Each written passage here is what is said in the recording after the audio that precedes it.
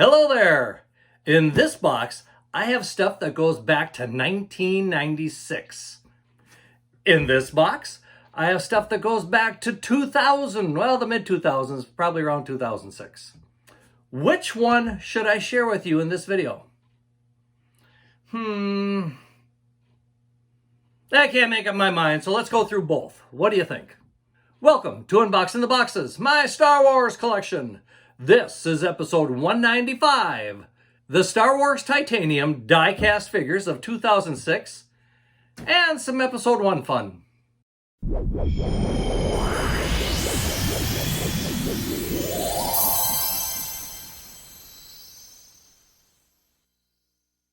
The Titanium die-cast figures were actually a subdivision of Micro Machines, which was part of Galoob, I think is how you say the name.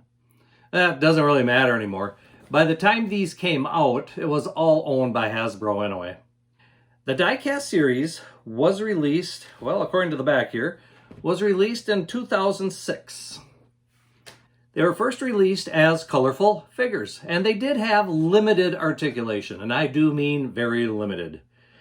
They also came with a display case with a pretty heavy base there, and an actual cover that fit over the action figure. So kind of nice. You could take them out of this box and actually display them and have protection over them. So kind of nice.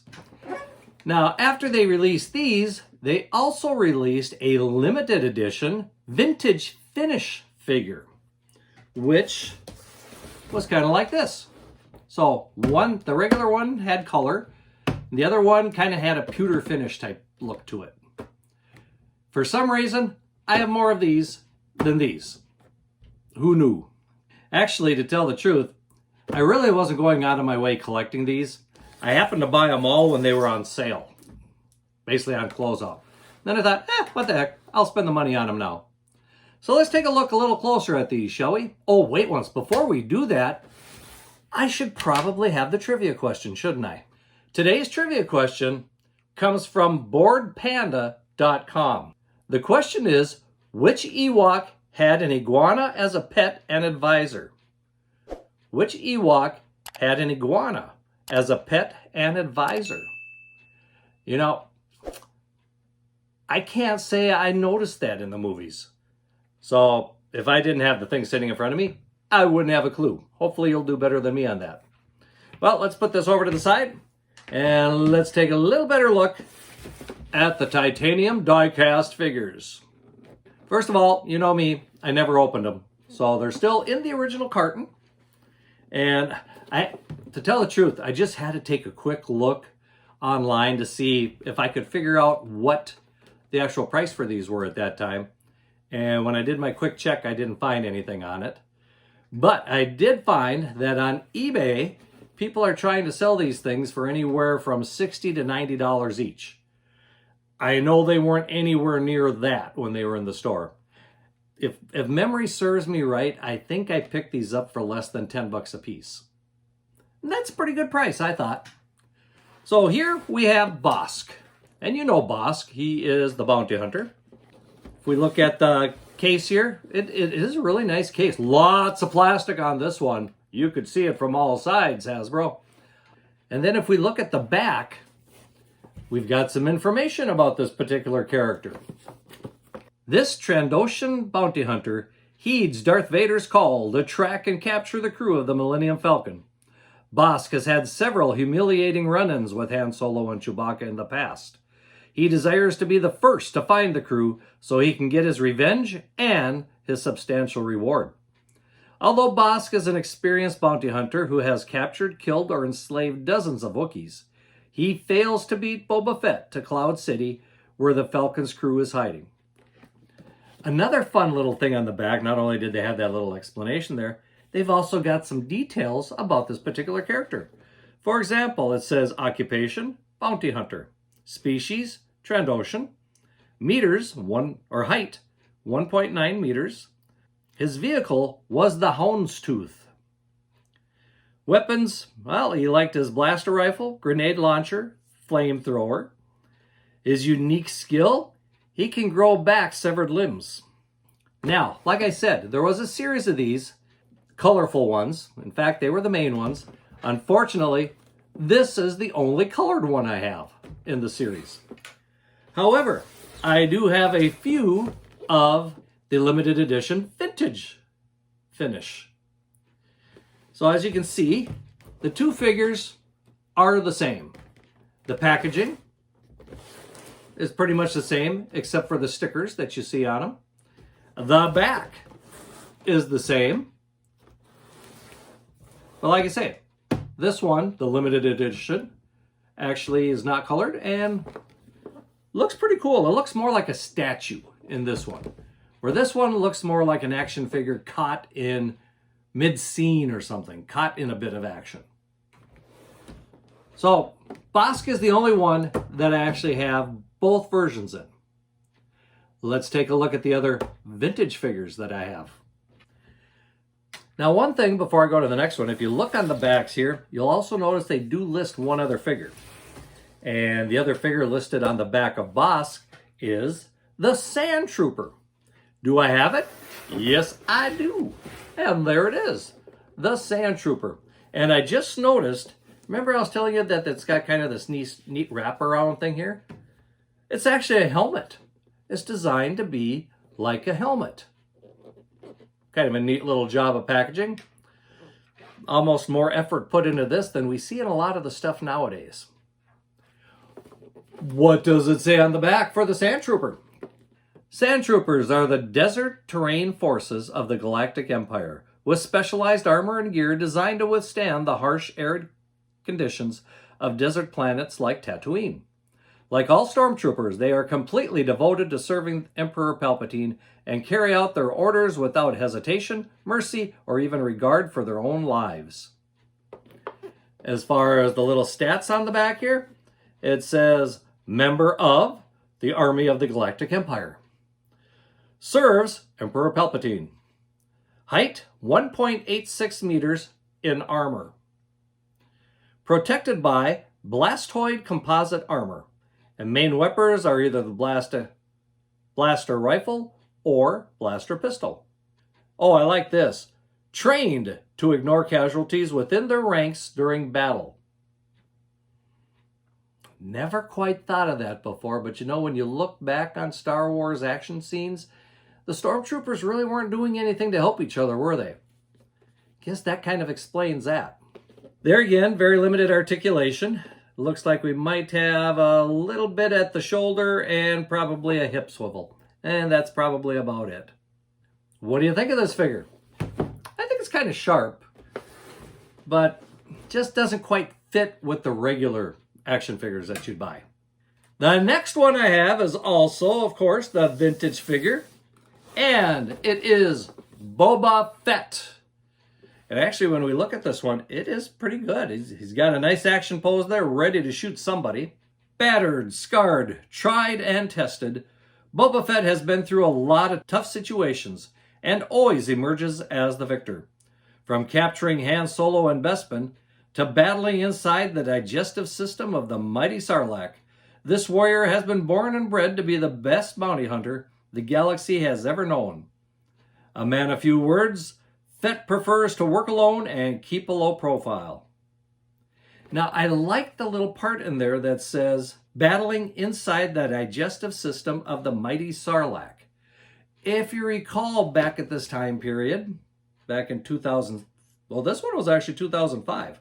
If you look back to that, we didn't have the Boba Fett TV series that actually made canon of him still being alive. In the EU, which Disney canceled and made Legends, there he escaped the Sarlacc and got out. And from the looks of it, this brought a little bit of the EU to this action figure. Another nice little feature is the helmet is removable, or at least it is on the colored version. As far as the stats go, it says, title, Galaxy's most notorious bounty hunter. Homeworld, Camino. Height, 1.83 meters in armor. Notice they're the same. Vehicle is the Slave One, now just known as Boba Fett's starship. Main weapons, his Mandalorian battle armor, EE3 blaster rifle. Unique weapons, backpack with rocket launcher and flamethrower. Actually, a really good looking figure. I do like this one. And of course, if we look at the helmet design of the packaging as we turn it around, we can see this packaging was designed after Boba Fett's look. Well, I've got one more of these to show you. And if we're going to have, most of these are all baddies, so we better have the main baddie or the big baddie or whatever you want to call them. We have Darth Vader. And when we look at the design around that one, we've got the dark helmet. Not quite Darth Vader's helmet, but a dark helmet. Lured by promises of power and the ability to save the ones he loves, Anakin Skywalker pledges himself to the Sith. He is now Darth Vader, an agent of evil whose hate and rage pulses with the dark side of the Force. After an epic battle with his former master leaves him scarred and disfigured, Vader is rebuilt and cast in his ominous black suit. Along with his new master, Emperor Palpatine, Vader rules over his galactic empire with an iron fist and crushes all that impede his quest for total domination. Let's find out what the statistics are on the back here. Title, Dark Lord of the Sith. Former name, Anakin Skywalker. Affiliation, Empire. Height, 2.02 meters in armor. So yes, taller than Boba Fett and the Stormtrooper or Sandtrooper. Weapon, lightsaber. Vehicle, TIE Advanced X-1 Starfighter. Unique skill, can inflict harm using the dark side of the Force. Well, there we have it. These are the die-cast titanium figures that I was able to find in the stores and pick up for my collection. From what I understand, there were 10 of the colored figures that were released. Only 7 made it to the vintage finish. So, as you can see, I'm missing a lot of these. Well, let me get these out of the way, and let's go over some fun stuff from episode 1 that was in the other box. This one is a very heavy box, and in just a moment, you're going to understand why. The first thing in the box here, let's move this back just a little bit, is the episode 1 Trade Federation droid figures. This was released in 1998, and I always got a kick out of this. We didn't want to give away the title of the movie when these things were released. All it says is episode 1. It says nothing about the Phantom Menace. Nah, that's okay. But that's the way it was back then. They didn't want to spoil things for you. One thing I like about this, and like I said, I've never opened it, but there are actually 3 droid figures in here. Or droid fighters, I should say. When we look at the back of the box, we get some nice little details on it. We can see that the wing droid fighters fire missiles. It has rear-mounted wing droid fighters get blown out of formation. So it comes with kind of a handle that you can shoot them all or have them all flying in formation at the same time. And the squadron leader converts to walking droid fighter. I always liked these type of fighters. I thought they were a very unique thing to have in Star Wars. And let's face it, Star Wars had a lot of unique things in it. Trade Federation droid fighters were just one of them. And you know what? These must have been on sale because I have 2 of them. Wouldn't you know? Another thing I have in the box, and one of the reasons this box is heavier, is because of this. No, let's turn it around so you can see. It's a Star Wars chess set. And from the looks of it, this was released in 2004. So a few years after these were. But before the prequels. It comes with 32 sculpted chess pieces and a chess board. So as you can see, the packaging, nothing too fancy out of it. From the figures we can see in the window here, they look pretty decent. Looks like just 2 colors. We have the Rebels, and if we want to say the good guys, are in kind of a pewter finish, antique pewter. But Vader and Grievous and all the other bad guys are in black. So easy to tell them apart on the chessboard. Haven't opened this up yet, so I don't know exactly what all the figures are and what they look like and so forth. But I bet you if a person does a quick search on the internet, you'd be able to figure that out. But that's not the real fun of this box. The real fun is what I have left. Because I know there are fans of you out there that are going to love this. Especially if you like Legos, putting the different things together to form something, or just like putting puzzles together. Because what I have here is a three-dimensional puzzle. And that three-dimensional puzzle is of Jar Binks. Yes, and this thing is heavy.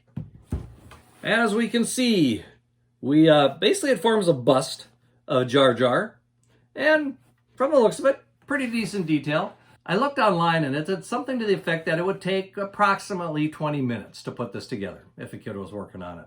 When we look at the back, we can see that yes, he does come with a very nice base to put him on. There is 154 puzzle pieces, 3 triangular stacking posts and 2 thin posts, a post cap, 16 double stick tape pieces, and 4 rubber feet. If you want to put this together, that's going to be some serious work, I think. It'll keep you busy for those 20 minutes. Now, this is not something that I normally would have gone out and buy, because if I remember, these were somewhat expensive. And they were selling on eBay. I took a quick look on eBay just to see what they're selling for. And they're running anywhere from $60 to $90. So I'm thinking, you know what? I have a feeling I probably maybe paid $10 for this. Whatever it was, I got it cheap enough because I went out and I bought a second one. And I got to come clean with you. I didn't stop with 2. I have 3. So I have 3 Jar Binks. Like I said, I know a couple of you out there are really big fans of Jar Jar. You'd probably love having 3 of these. Put them together, have them around the house. My goal when I bought the 3 of them was always to take one of these out of the box and actually put it together. And as you can see, that never happened. Nope. These kind of got put in the box, put in the corner, and promptly forgot about. That's why I thought, you know what? It's going to be fun to bring these out. And maybe what I should do is actually open one of these and put it on the back wall over here, or put it on the counter back here. That might be kind of fun to have back there, don't you think? Well, that ends everything with this video, so I suppose I'd better tell you what the answer to that trivia question was. The question once again was, which Ewok had an iguana as a pet and advisor? The answer is Chief Chirpa. Next time I watch the movie, I'm going to have to watch that a little closer because I do not remember that. Of course, there's plenty of other things happening on the screen at the same time, so gives me something to look for. Well, I do want to thank you all for stopping by and watching this video. I hope you've enjoyed what we've gone through here, between the titanium figures and then, of course, a little bit of fun from episode 1. I would appreciate it if you like this video and share it with your friends. Spread the love around and let people see what in the world stupid stuff I collect once in a while. Well, I shouldn't say stupid. And of course, don't be afraid to subscribe to the channel and hit that notification bell so that you're notified when more videos come out. We've been slowly climbing, and I do appreciate it, everybody. Well, until next time, may the Force be with you, and keep collecting. I'm coming back to you. This is a PS on the video. As I was about to put things away here, I just noticed something. There's a sticker on one of these Jar Jar boxes. The regular list price was $27.99. Now you'll find out why I picked up 3 of them. They were on sale for $6.94, less than $7 a piece. So I was able to pick up 3 of them for less than the regular price of 1. There we go. Now you know that too.